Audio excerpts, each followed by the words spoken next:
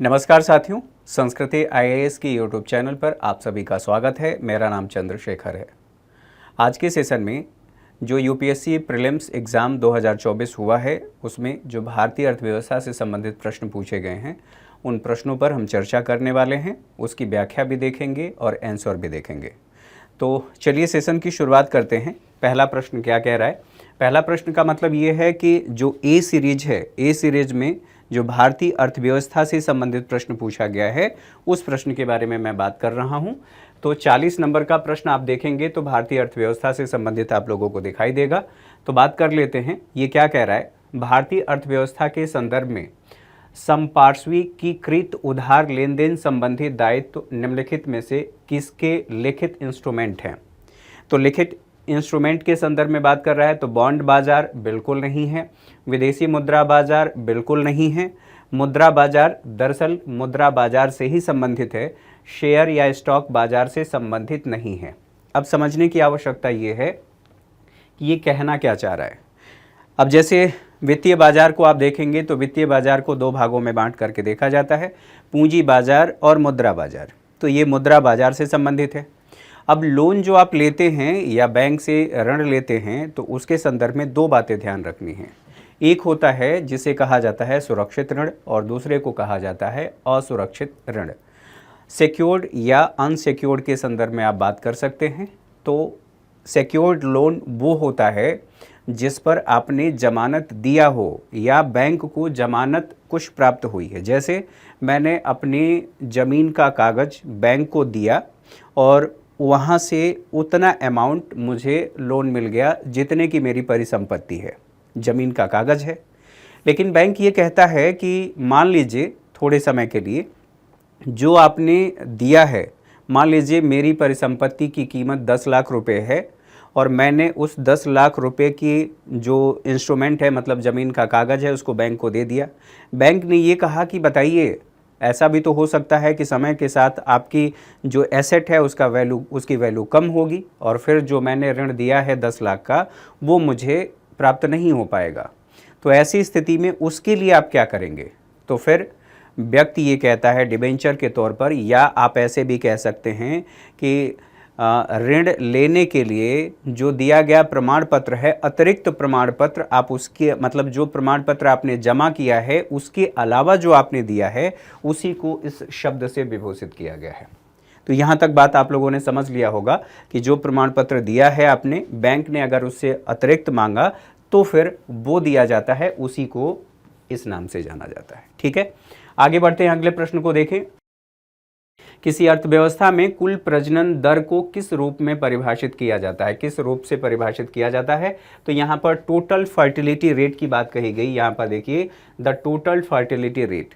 तो कई जगहों पर अगर यूनाइटेड नेशन के वेबसाइट को देखेंगे तो वहाँ पर ये कहा गया है व्यक्तियों को हटा दें, तो यहाँ पर महिलाओं को अगर लिख दिया जाए, एक वर्ष में जनसंख्या में प्रति 1000 महिलाओं पर जन्म लेने वाले बच्चों की संख्या, ये भी आपको देखने को मिलेगा। किसी दी गई जनसंख्या में एक दंपत्ति के जीवन काल में उनसे जन्मे बच्चों की संख्या, बिल्कुल नहीं। जन्म दर घटा मृत्यु दर। ठीक है, सही आंसर है डी, एक महिला की गर्भधारण आयु, चाइल्ड बेयरिंग एज के अंत तक उससे जन्मे जीवित बच्चों की औसत संख्या को बता रहा है। तो इसलिए आपका डी आंसर सही है। ठीक है, अगर आपसे ये पूछा जाता कि प्रजनन दर क्या है, तो प्रजनन दर का सीधा सीधा सा मतलब ये है कि एक महिला अपने आयु में जितने बच्चों को जन्म दे सकती है उसे प्रजनन दर कहा जा रहा है। यहाँ पर कुल प्रजनन दर की बात हुई है, इसलिए आपका डी सही है। आगे बढ़ते हैं, अगला प्रश्न 42वां प्रश्न, निम्नलिखित कथनों पर विचार कीजिए। पहला कह रहा है कि भारत में गैर बैंकिंग वित्तीय कंपनियों भारतीय रिजर्व बैंक की चल निधि समायोजन सुविधा विंडो का लाभ उठा सकती हैं। यहाँ पर एनबीएफसी की बात कर रहा है कि एनबीएफसी जो चल निधि समायोजन सुविधा है उसका लाभ ले सकती हैं या नहीं। अच्छा, तीसरे स्टेटमेंट को पढ़ लेते हैं। भारत में विदेशी संस्थागत निवेशक सरकारी प्रतिभूतियों अर्थात गवर्नमेंट सिक्योरिटी की बात कर रहा है कि धारक बन सकती हैं, बिल्कुल बन सकती हैं। ये लाभ उठा सकते हैं, ये गलत है। तीसरे की बात करें, भारत में शेयर बाजार, स्टॉक एक्सचेंज ऋणों के लिए पृथक व्यापारिक मंच ट्रेडिंग प्लेटफॉर्म प्रदान कर सकते हैं, तो बिल्कुल बात सही है। अब ये जो बात है नॉन बैंकिंग फाइनेंशियल कंपनीज के संदर्भ में, यहाँ पर कंपनीज लिखा है, कंपनियों की बात कही गई है, तो कंपनी एक्ट जो 2013 है उसके तहत स्थापित है। अच्छा, अब ये भी ध्यान रखना है कि ये जो शब्द है, ठीक है, चल निधि समायोजन सुविधा, इसका मतलब क्या है? तो चल निधि जिसे तरलता या चल निधि समायोजन सुविधा कहा जाता है, LAF आप संक्षेप में कहते हैं। दरअसल मुद्रास्फीति के अल्पकालिक नियंत्रण के लिए जब अल्पकालिक नियंत्रण की बात की जाती है तो ये अल्पकालिक नियंत्रण में सहायक होते हैं, और सहायक के साथ साथ जब आप रेपो रेट की बात करते हैं तो इसके दो इंस्ट्रूमेंट हैं, रेपो रेट या रिवर्स रेपो रेट, ठीक है, अल्पकालिक हैं और इसके माध्यम से RBI मार्केट में तरलता को या अर्थव्यवस्था में तरलता को नियंत्रित करती है। ध्यान रखने की बात यह है कि यहाँ पर नियंत्रित शब्द कहा गया है, ठीक है, कम करती है नहीं। नियंत्रित करने का मतलब ये है जहां पर आवश्यकता लगती है घटाती है RBI, और जहां पर आवश्यकता होती है उसे बढ़ाती है, तो इसलिए नियंत्रित करने की बात कही गई है। तो जो NBFC हैं वो इस सुविधा का लाभ नहीं ले सकते, इसलिए आपका 2 और 3 सही है, और 2 और 3 सही है तो यहाँ पर D आपका सही आंसर होगा। यहाँ पर देख लीजिए 42 नंबर क्वेश्चन की बात की जा रही है, ठीक है। अब इसके साथ साथ ये कहा गया है कि भारत में विदेशी संस्थागत निवेशक सरकारी प्रतिभूतियों के धारक बन सकते हैं। बिल्कुल बन सकते हैं, लेकिन ये भी ध्यान रखना है कि इसमें लिमिटेशंस लगाया गया है, अर्थात $10 बिलियन से अधिक नहीं हो सकता। तो ये भी सही है, ये भी सही है। चलिए आगे बढ़ते हैं, अगले प्रश्न को देखते हैं। भारत में निम्नलिखित में से कौन कॉरपोरेट बॉन्डों और सरकारी प्रतिभूतियों में व्यापार कर सकते हैं? तो तीनों के लिए ही जब आप देखेंगे तो तीनों ही कर सकते हैं। यहाँ पर कहा गया है कॉरपोरेट बॉन्डों और सरकारी प्रतिभूतियों में व्यापार कर सकते हैं, तो बीमा कंपनियां, पेंशन निधि भी हो सकता है, इंडिविजुअल भी कर सकता है, अर्थात यहाँ पर खुदरा निवेशकों की बात कही गई है, तो इसलिए आपका सही आंसर यहाँ पर डी होगा, ठीक है। चलिए आगे बढ़ते हैं, अगले प्रश्न को देखें। अगला प्रश्न कह रहा है निम्नलिखित पर विचार कीजिए, एक्सचेंज ट्रेडेड फंड, ठीक है, मोटर वाहन, मुद्रा की अदला बदली, ये पूछा गया है कि किसे किन्हें वित्तीय लिखित इंस्ट्रूमेंट माना जा सकता है। तो यहाँ पर इंस्ट्रूमेंट शब्द का इस्तेमाल किया गया है, तो उसे ही आप समझ सकते हैं वित्तीय लिखत, ठीक है, लिखत कहा गया है। अब देखिए ये बिल्कुल सही है, इसको देखिए मुद्रा की अदला बदली, इसकी भी बात कही जा रही है, लेकिन मोटर वाहन का प्रयोग नहीं किया जा सकता, ठीक है, मोटर वाहन का प्रयोग इसके लिए बिल्कुल नहीं किया जा सकता है। वित्तीय लिखत जिसके माध्यम से आप ऋण ले सकते हैं, इसलिए आपका जो सही विकल्प होगा वो केवल 1 और 3 होगा, दूसरा यहाँ पर सही नहीं है, तो डी ऑप्शन आपका सही होगा। क्लियर है? चलिए बढ़ते हैं, अगले प्रश्न को देखें। यहाँ पर ये आप लोगों को देखने के लिए कि कौन सा किस में आता है ये लगा दिया गया है। फिलहाल आगे बढ़ते हैं, अगले प्रश्न को देखते हैं। भारतीय अर्थव्यवस्था में भौतिक पूंजी के संदर्भ में निम्नलिखित कथनों पर विचार कीजिए। ये कहा गया है कि वस्तु और श्रेणी, तो अगर मैं इसको NCERT से जोड़ करके बताऊं तो पालमपुर गांव जो इकॉनमी की NCERT है, जो शुरुआती इकॉनमी की NCERT है, ठीक है, उसमें पालमपुर गांव की कहानी के माध्यम से बताया गया है, इकॉनमी को प्रेजेंट करने, उस गांव की अर्थव्यवस्था को बताने का प्रयास किया गया है। अगर आपने उसे बहुत अच्छे ढंग से पढ़ा होगा तो सारी बातें वहां पर दी गई हैं। अब बात कर लेते हैं यहाँ पर, किसान का हल कार्यशील पूंजी है, कार्यशील पूंजी है या स्थिर पूंजी है? ये किसान का हल है, यह एक स्थिर पूंजी है, न कि कार्यशील पूंजी। NCERT में दिया गया है, बिल्कुल वहाँ से बेसिक से बात कर लेते हैं। कंप्यूटर जो है स्थिर पूंजी है, बिल्कुल सही बात है, ये आपका सही है। जो सूत है, सूत का मतलब यहाँ पर देखिए, सूत का मतलब कच्चा माल हो गया, कच्चा माल, यहाँ पर ये कार्यशील पूंजी होगा, यह स्थिर पूंजी नहीं होगा। अच्छा, पेट्रोल क्या है? पेट्रोल के संदर्भ में बात कर लें तो ये कार्यशील पूंजी है, बिल्कुल सही है। तो देखिए कौन सा सही है, 2 और 4 आपका सही हो रहा है। अब 2 और 4 के हिसाब से आप देख लीजिए, केवल 2 सही है, अर्थात बी ऑप्शन आपका सही होगा, ठीक है। 2 और 4 यहां पर सही हो रहा है। आगे बढ़ें, अगले प्रश्न को देखें। विदेशी बैंकों के साथ व्यवहार करते समय भारतीय रिजर्व बैंक द्वारा अधिरोपित नियमों के संदर्भ में निम्नलिखित कथनों पर विचार कीजिए। पहला कथन कह रहा है कि भारत में पूर्ण स्वामित्व वाले सहायक बैंक को बैंकिंग सब्सिडरियों के लिए कोई न्यूनतम पूंजी की आवश्यकता नहीं है। अब यहाँ पर कहा गया कि न्यूनतम पूंजी की आवश्यकता नहीं है, तो देखिए न्यूनतम पूंजी की आवश्यकता, बिना न्यूनतम पूंजी की आवश्यकता के हो सकता है क्या? तो यहाँ पर जो बताया गया है वह 5, ठीक है, 5 बिलियन डॉलर की बात, 5 बिलियन की बात कही है, डॉलर नहीं, 5 बिलियन की बात कही गई, इतना आवश्यक होना चाहिए, तो ये आपका गलत हो जाता है। ठीक है, भारत में पूर्ण स्वामित्व वाले सहायक बैंकों, बैंकिंग सब्सिडरियों के लिए बोर्ड सदस्यों के, जो बोर्ड होता है संचालन के लिए, बोर्ड सदस्यों के कम से कम 50% भारतीय नागरिक होने चाहिए। बिल्कुल सही बात है। जब आप आरबीआई की वेबसाइट पर जाएंगे तो वहां पर कहा गया है लेस देन, ठीक है, 50% की बात कही गई है, तो केवल आपका इसके हिसाब से ये सही होता है। इसमें देख लेंगे आप, यहाँ पर नॉट लेस देन 50% कहा गया है डायरेक्टरेट में। ठीक है, ये आप लोगों ने देख लिया, यहीं पर आप लोगों को सारी चीज़ें मिल जाएंगी उसी से संबंधित। ठीक है, ये आप लोगों के लिए यहाँ पर देख लीजिए 5 बिलियन। चलिए आगे बढ़ते हैं, इस हिसाब से आपका सही है। आप लोगों ने डेटा भी देख लिया, ऑथेंटिक सोर्स भी देख लिया। आगे बढ़ें, अगले प्रश्न को देखें।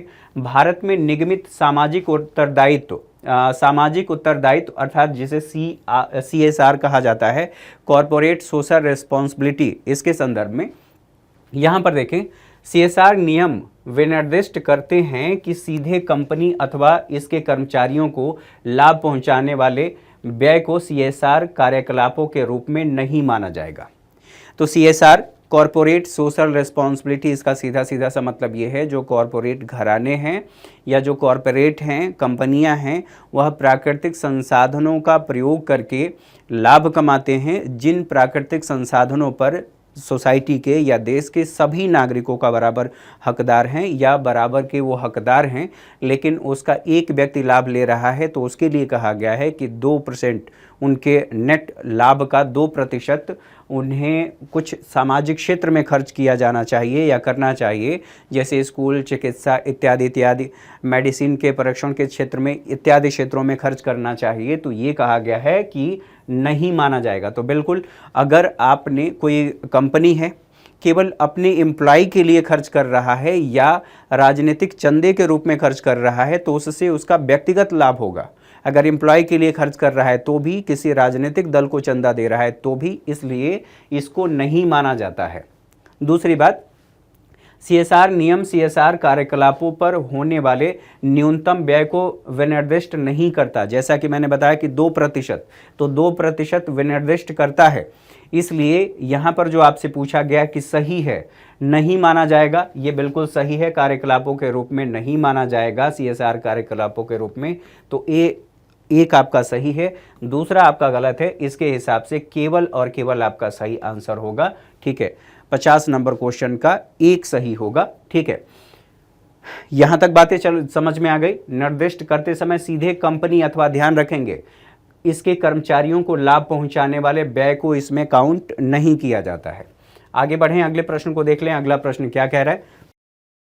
निम्नलिखित कथनों पर विचार कीजिए। पहला कथन कह रहा है, यदि संयुक्त राज्य अमेरिका USA अपने ऋण पर चूक करता है तो USA ट्रेजरी बॉन्डों के धारक भुगतान प्राप्त करने के लिए अपने दावों का प्रयोग नहीं कर सकते। अब जैसे ट्रेजरी बिल अल्पावधि के लिए जारी किया जाता है, ठीक है, तो ये कह रहा है कि अगर ट्रेजरी बिल जारी किया गया और जो ट्रेजरी बिल व्यक्ति खरीदे हैं, अगर अमेरिका वो चुका नहीं पाता है, तो ऐसी स्थिति में जिन लोगों ने ट्रेजरी बिल खरीदा है वो क्या उसके लिए दावा कर सकते हैं कि इसका भुगतान अमेरिका की सरकार करे?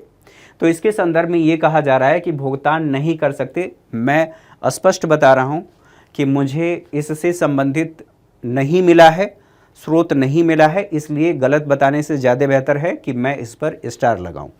ठीक है, दूसरी बात, दूसरा कथन कह रहा है कि USA सरकार का ऋण कोई मूर्त हार्ड परिसंपत्तियों द्वारा समर्थित नहीं है, बल्कि केवल सरकार के विश्वास से समर्थित हैं। तो ये मैं थोड़ी देर के लिए सही मान रहा हूं, लेकिन इस प्रश्न पर मैं स्टार लगा रहा हूं, क्योंकि ऑथेंटिक सोर्स मुझे नहीं मिला है, इसलिए मैं इसको स्टार लगा रहा हूँ। ये डाउटफुल है, आप भी इसे डाउटफुल मान करके चलिए। बाकी जैसे ही होगा आंसर की में अपडेट कर दिया जाएगा। चलिए आगे बढ़ें, अगले प्रश्न को देखें। निम्नलिखित कथनों पर विचार कीजिए। पहला कथन क्या ये कह रहा है, सामूहिक उधार बहु उधारदाताओं के मध्य उधारकर्ता के चूक डिफॉल्ट का जोखिम बढ़ाता है। दूसरा कह रहा है, सामूहिक ऋण एक नियत राशि एक मुक्त निधि हो सकती है, किंतु ऋण व्यवस्था, ठीक है, अर्थात क्रेडिट लाइन की बात कर रहा है, नहीं हो सकती। अब देखिए होता क्या है कि आपने बैंक से, आपको 10 लाख रुपए की ज़रूरत है, आप बैंक से गए, आपने बैंक से ऋण ले लिया, आपको मिल गया। लेकिन आपको ये भी सोचना पड़ेगा कि अलग अलग शहरों में यदि या राज्यों में आपकी परिसंपत्ति है, आप वहाँ पर ख़रीदना चाहते हैं, तो जैसे आप राजस्थान में ख़रीदना चाहते हैं तो राजस्थान में किसी बैंक से आपने ऋण ले लिया, ठीक है। फिर पता चला कि आप हरियाणा में ख़रीदना चाहते हैं, दिल्ली में ख़रीदना चाहते हैं, यूपी में ख़रीदना चाहते हैं या कहीं और ख़रीदना चाहते हैं, तो अलग अलग बैंकों से आपने ऋण ले लिया। उस संदर्भ में कहा जा रहा है कि यहाँ पर जोखिम जो है वो बढ़ जाता है, ठीक है। और दूसरा कह रहा है, सामूहिक ऋण एक नियत राशि एक मुक्त निधि हो सकती है और क्रेडिट लाइन भी आपको दिया जा सकता है। तो जो ये नहीं कहा गया है ये गलत है, क्रेडिट लाइन भी आपको दिया जा सकता है। तो यहाँ पर जो ये दूसरा है, दूसरा स्टेटमेंट ये बिल्कुल सही है और पहला स्टेटमेंट यहाँ पर गलत है, ठीक है। तो मेरे हिसाब से डी सही है, कथन 1 सही नहीं है, किंतु कथन 2 सही है, ठीक है। आगे बढ़ें, अगले प्रश्न को देख लें। अगला प्रश्न क्या कह रहा है, डिजिटल रुपए के संबंध में निम्नलिखित कथनों पर विचार कीजिए। पहला कथन, यह भारतीय रिजर्व बैंक आरबीआई द्वारा अपनी मौद्रिक नीति के अनुरूप जारी की गई राष्ट्रीय सॉवरेन मुद्रा है। यहाँ पर देखिए ये कह रहा है सीबीडीसी, तो डिजिटल करेंसी के रूप में जब डिजिटल करेंसी ही नाम दे दिया गया है तो भारतीय आरबीआई के द्वारा अपनी मौद्रिक नीति के अनुरूप जारी की गई राष्ट्रीय सॉवरेन मुद्रा है। आरबीआई के द्वारा जारी किया गया, तो स्वाभाविक सी बात है सॉवरेन मुद्रा है। यह आरबीआई के तुलन पत्र बैलेंस शीट में एक लाइबिलिटी के रूप में है, देयता के रूप में है, बिल्कुल सही बात है। अच्छा, यह अपनी डिजाइन से ही मुद्रास्फीति के विरुद्ध बीमाकृत है, ये कहीं पर भी सही नहीं मिला है। तो इसके लिए हम एलिमिनेशन मेथड का प्रयोग करेंगे और उसके माध्यम से इसका आंसर निकालने का प्रयास करेंगे, ये बिल्कुल सही बात है, ठीक है। चौथा कह रहा है, यह वाणिज्यिक बैंक मुद्रा और नगदी के लिए स्वतंत्र रूप से परिवर्तनीय है, बिल्कुल सही बात है, स्वतंत्र रूप से परिवर्तनीय है। आरबीआई के वेबसाइट पर जाएंगे, वहाँ पर भी आपको देखने को मिल जाएगा, संभवतः आपको सोर्स यहाँ पर देखने को मिल जाएगा। देखिए आरबीआई के वेबसाइट से दिया गया है, ठीक है, चौथा स्टेटमेंट। लेकिन तीसरे स्टेटमेंट के संदर्भ में कहीं पर मिला नहीं है, तो एलिमिनेशन मेथड का प्रयोग करें तो चारों कहीं पर सही नहीं दिया गया है। लेकिन यहाँ पर देखेंगे तो तीसरा जो ऑप्शन है, पहला आपका सही है, दूसरा सही है, तो 1 और 4 यहाँ पर आ रहा है। इसकी बात कर लें तो 1 और 3 आ रहा है। यहाँ पर देखेंगे सी में तो 2 और 4 आ रहा है, लेकिन लास्ट में 1, 2 और 4 आ रहा है, इसलिए मैं इसको सही मान रहा हूँ, मेरे अकॉर्डिंग ये सही है, ठीक है। आगे बढ़ते हैं, अगले प्रश्न को देख लें। अगला प्रश्न क्या कह रहा है, निम्नलिखित कथनों पर विचार कीजिए। पहला कथन यह है कि भारत संयुक्त राज्य अमेरिका से सेब आयात नहीं करता, ये गलत है। भारत अमेरिका से सेब का आयात करता है और पीआईबी पर यह न्यूज़ प्रकाशित की गई है। और भारत जो इंपोर्ट ड्यूटी लगाता था, इंपोर्ट ड्यूटी में 50% की जो बात कही गई थी, कमी करने की बात कही गई थी, तो ये पीआईबी पर प्रकाशित हुआ है। इसलिए यहाँ पर देखिए भारत में दूसरा स्टेटमेंट कह रहा है, भारत में विधि के अनुसार सक्षम प्राधिकारी के अनुमोदन के बिना आनुवंशिक रूप से रूपांतरित अर्थात जेनेटिकली मॉडिफाइड जो फूड हैं उनका आयात नहीं किया जा सकता। बिल्कुल वहीं पर जब आप देखेंगे तो वहीं पर आपको उसी पर अर्थात पीआईबी पर ही ये न्यूज़ आपको दिखाई दे देगा। तो इससे एक चीज़ और सिद्ध हो जाती है कि आपको ऑथेंटिक सोर्स का इस्तेमाल करना है, ठीक है। आप आरबीआई की साइट पर जा सकते हैं या फिर मंत्रालय की साइट पर जा सकते हैं, आपको इधर उधर के सोर्स पर नहीं भागना है। लाल पीली हरी जो आपको दिखाई देती है मार्केट में, उस पर नहीं भागना है यहाँ पर। तो ये जो आपसे कहा गया है, पहला कथन गलत है, दूसरा कथन बिल्कुल सही है, ये आयात नहीं करता, ये गलत है। तो यहाँ पर देखिए कथन 1 सही नहीं है किंतु कथन 2 सही है। मेरे हिसाब से ये सही है, डी आपका सही आंसर होगा। आगे बढ़ें, डिजिटल इंडिया भूमि अभिलेख आधुनिकीकरण कार्यक्रम। अब इसी प्रश्न में ही जब प्रश्न की लाइन देखेंगे इसी में आपका आंसर छिपा हुआ है। डिजिटल इंडिया भूमि अभिलेख आधुनिकीकरण कार्यक्रम के संदर्भ में निम्नलिखित कथनों पर विचार कीजिए। पहला कह रहा है इस योजना को कार्यान्वित करने के लिए केंद्र सरकार 100% वित्त पोषण करती है। बिल्कुल सही बात है कि 100% वित्त पोषण केंद्र सरकार के द्वारा किया गया है। इस योजना के अंतर्गत भूमि संपत्ति, ठीक है, मानचित्र डिजिटलीकृत किए जाते हैं। ये भी बिल्कुल सही बात है, डिजिटल इंडिया की बात कही जा रही है, ठीक है, जिससे कि विवादों को कम किया जा सके, उनका अंकेक्षण किया जा सके। यहाँ पर देखिए, स्थानीय भाषा में उपलब्ध आधिकारिक अभिलेखों को भारत के संविधान द्वारा मान्यता प्राप्त किसी भी भाषा में लिप्यांतरित करने की पहल की गई है। तो 8वीं अनुसूची में जितनी भाषाएं हैं उन सभी भाषाओं में कहा गया है कि लिप्यांतरित अर्थात इसका अनुवाद किया जाएगा। तो यहाँ पर तीनों ही सही हैं, तीनों ही सही, इसलिए आपका सही आंसर डी होता है। आगे बढ़ें, अगले प्रश्न को देखें। अगला प्रश्न क्या कह रहा है, प्रधानमंत्री सुरक्षित मातृत्व अभियान के संदर्भ में निम्नलिखित कथनों पर विचार कीजिए। पहला, यह योजना किसी भी सरकारी स्वास्थ्य सुविधा केंद्र में गर्भावस्था की दूसरी और तीसरी तिमाही में महिलाओं को प्रसव पूर्व चिकित्सा देखभाल, ठीक है, प्रसव पूर्व चिकित्सा देखभाल सेवाओं के लिए न्यूनतम पैकेज और प्रसवोत्तर अर्थात प्रसव के बाद, ये कह रहा है कि प्रसव से पहले, यहाँ तक आप देखेंगे तो यहाँ तक देखभाल सेवाओं तक, यहाँ तक तो सही है, न्यूनतम पैकेज तक भी सही है, लेकिन ये जो प्रसवोत्तर कहा जा रहा है कि 6 महीने की स्वास्थ्य चिकित्सा देखभाल सेवा की गारंटी प्रदान करती है, दरअसल ये सही नहीं है। प्रसव के बाद नहीं है, प्रसव से पहले है। और ये जो कहा गया है कि दूसरी और तीसरी तिमाही, ये बिल्कुल सही है। आगे बढ़े, इस योजना के अंतर्गत कुछ विशिष्टताओं वाले निजी क्षेत्र के स्वास्थ्य देखभाल, ठीक है, देखभाल सेवा प्रदाता स्वेच्छा से नज़दीकी सरकारी स्वास्थ्य सुविधा केंद्रों में सेवाएं प्रदान कर सकते हैं। तो ये भी सही है, इसलिए ये सही है, आपका पहला गलत है और इसलिए जो सही आंसर होगा वो केवल और केवल, यहाँ पर देखेंगे, केवल और केवल 2 आपका सही होगा। आगे बढ़ें, अगले प्रश्न को देखें। अगला प्रश्न इकोनॉमी से संबंधित, प्रधानमंत्री श्रम योगी मानधन योजना के संदर्भ में निम्नलिखित कथनों पर विचार कीजिए। पहला कह रहा है इस योजना में नामांकन के लिए प्रवेश आयु वर्ग 21 से लेकर के 40 वर्ष है। दरअसल 21 से लेकर के 40 वर्ष नहीं है। दूसरा कह रहा है लाभार्थी द्वारा आयु विशिष्ट अंशदान किया जा सकता है। मतलब इसमें कहा गया है कि 18 से 40, तो आयु विशिष्ट हो गया, एक निश्चित आयु वर्ग के लोगों की बात कर रहा है, बिल्कुल सही है। तीसरा कह रहा है इस योजना के अंतर्गत प्रत्येक ग्राहक यानी कि सब्सक्राइबर, ठीक है, जिसने इसका लाभ लिया है, को 60 वर्ष की आयु प्राप्त करने के बाद 3000 प्रति माह की न्यूनतम पेंशन प्राप्त होगी। बिल्कुल सही बात है, 60 वर्ष के बाद 3000 रुपये दिया जाएगा। चौथा कह रहा है पारिवारिक पेंशन पति पत्नी और अविवाहित पुत्रियों पर लागू होगी। तो यहाँ पर 50% राशि के लिए जो पत्नी होगी वो एलिजिबल है। बेटियों के लिए कहा गया है कि अविवाहित पुत्रियाँ ये एलिजिबल नहीं हैं, तो ये आपका गलत है। 2 और 3 आपका सही होगा। तो यहाँ पर देख लीजिए 2 और 3 आपका ऑप्शन बी है, ये सही होगा। तो भारतीय अर्थव्यवस्था से संबंधित जितने प्रश्न पूछे गए थे उन प्रश्नों को हम लोगों ने देख लिया, ठीक है। जिन पर स्टार लगाया गया है जल्दी ही वो भी आप लोगों को यहाँ पर पिन कर दिया जाएगा या आंसर की में अपडेट कर दिया जाएगा। ढेर सारी शुभकामनाओं के साथ मैं आप लोगों से विदा लेता हूँ। अगले सेशन में मुलाकात होगी, तब तक के लिए नमस्कार।